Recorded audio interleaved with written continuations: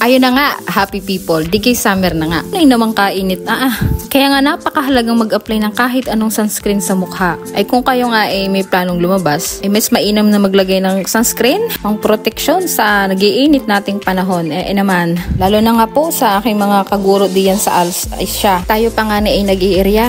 Ay nako. Ala rin si Roxy, itong dilipistikan pa nga. Ay lip tint lang pala yun.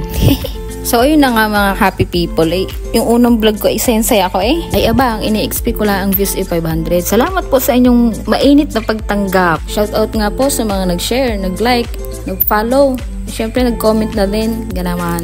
Ari pa ang kwento, ako nga daw inahawig kay Kamangyan. Siya ay husay na, kaya naman for the go. Charot. Ma-share ko nga lang po na kaya ako'y hindi naging active sa Facebook at sa social media ako'y mag-aasawa na. Siya, yun na lang po muna. Bye-bye! Drink water, wear sunscreen. Ay ko!